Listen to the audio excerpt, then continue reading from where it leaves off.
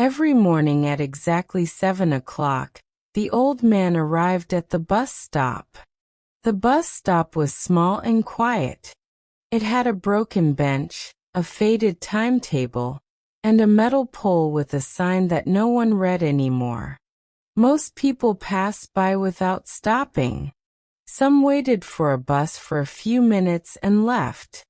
But the old man came every day, rain or shine, summer or winter, and he stayed for hours. His name was Mr. Elias. People in the neighborhood noticed him, but no one really knew him. He wore the same brown coat every day. It was old, but clean. His shoes were worn, but polished carefully.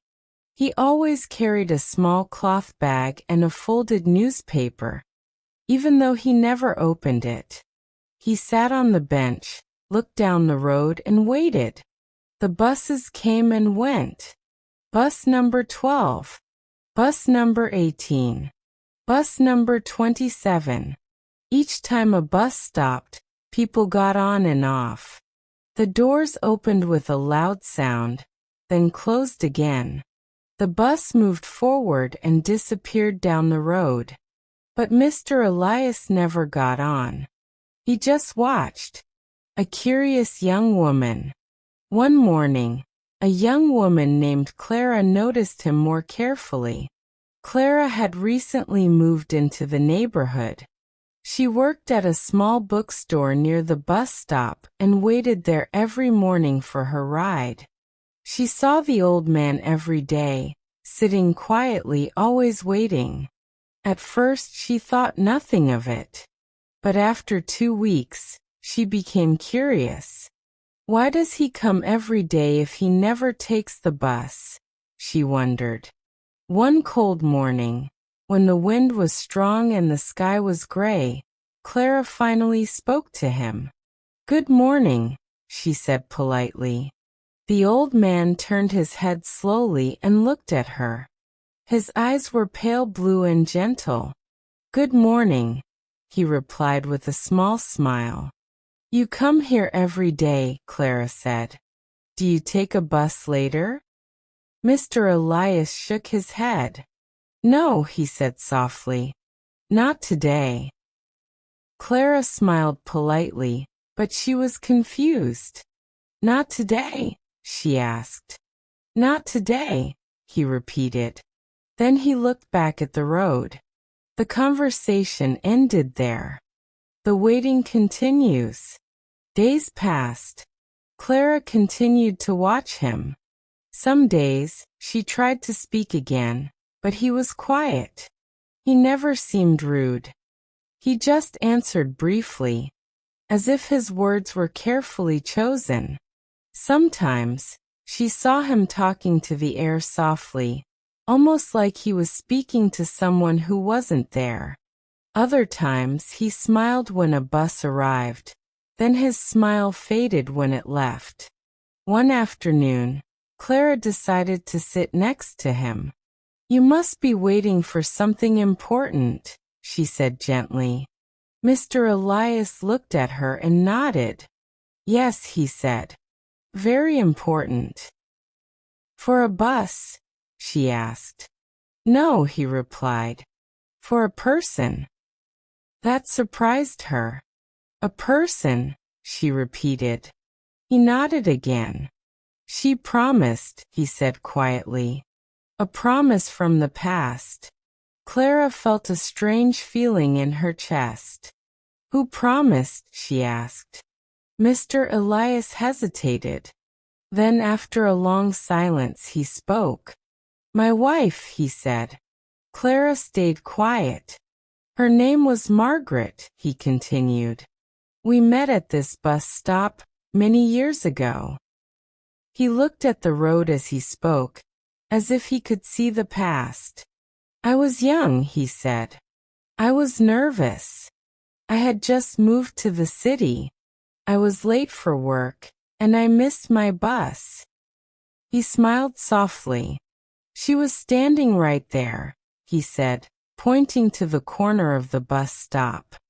She was wearing a blue dress and holding a red umbrella. Clara could almost imagine it. It started raining, he said. She shared her umbrella with me. His voice became warmer. We talked. Just small talk at first. About the weather. About buses. About life. He paused. When her bus arrived, she smiled and said, I come here every day. Maybe I'll see you again. And you did? Clara asked. Yes, he said. Every day. Love at a bus stop. Mr. Elias told Clara how they fell in love. They met every morning at the same bus stop. They drank coffee together. They laughed. They shared dreams. One day, he said, I asked her to marry me right here. Clara smiled. She said yes. He nodded, his eyes shining. Yes, he said. She said yes. They built a life together. They had a small house, a small garden, a simple life. We were never rich, he said, but we were happy. Clara listened carefully. Then his voice changed. One day, he said slowly, she became sick. The last goodbye. Margaret was ill for a long time. Doctors, hospitals, medicines. She stayed strong, Mr. Elias said. Stronger than me. One evening, she held his hand and said, Promise me something. He swallowed. She said, If I go before you, wait for me at the bus stop, the place where we began. Clara felt tears in her eyes. She said, I'll come back for you. Maybe not in the way you expect, but I will come. Mr. Elias looked at Clara. I promised, he said. Years of waiting. Margaret passed away 10 years ago. Since then, Mr. Elias came to the bus stop every day. I don't know when, he said. I don't know how, but I believe in her promise. Clara didn't know what to say. That's why you never take the bus, she said softly. Yes, he replied. If I leave, I might miss her. A small change. Clara began bringing him tea every morning. They talked more. They laughed sometimes.